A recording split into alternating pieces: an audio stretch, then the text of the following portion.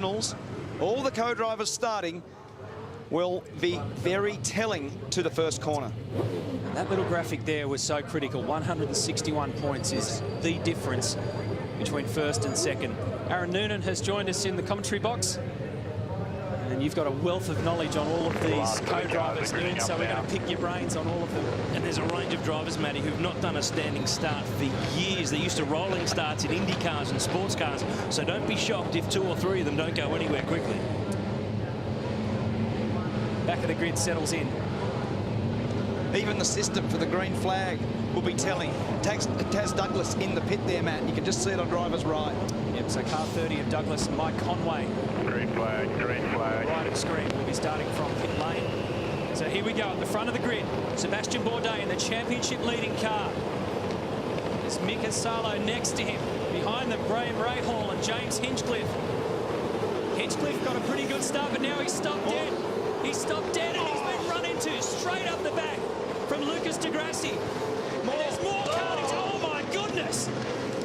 That's Ricky Taylor in the second Fujitsu car. It was Tony Liuzzi that made the contact. Car 33. Red flag, red flag.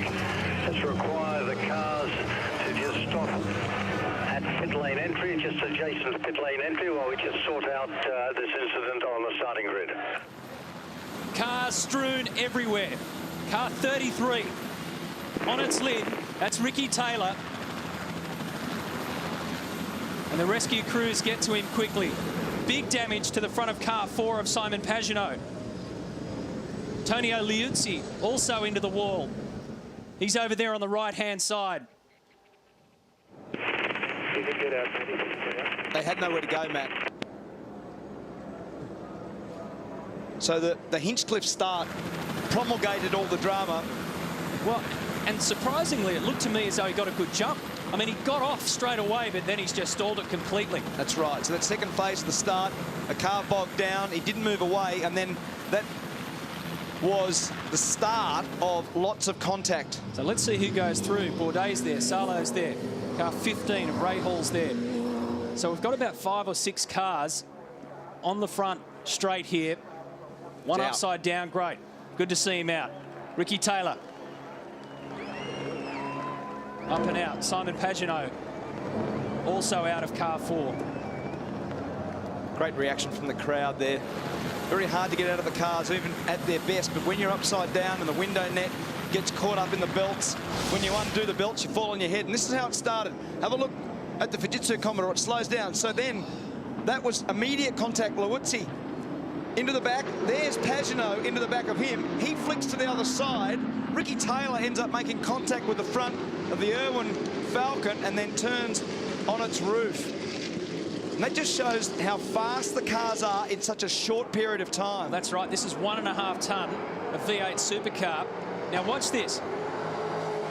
You watch car 33 come right in the middle, up, over, spin, collects the wall, and Ricky Taylor, in the space of just 100 metres or so in a V8 supercar, ends up looking the wrong way. That's the initial impact. Liuzzi into the back of Hinchcliffe. Pagenaud into the back of Liuzzi, and then at top speed. Oh, Taylor up and over. Some really good pieces of driving within this. Ryan Briscoe did a really good job to miss. Will Power did an amazing job to miss the back of Hinchcliffe. You have a look where Ryan Briscoe is right now.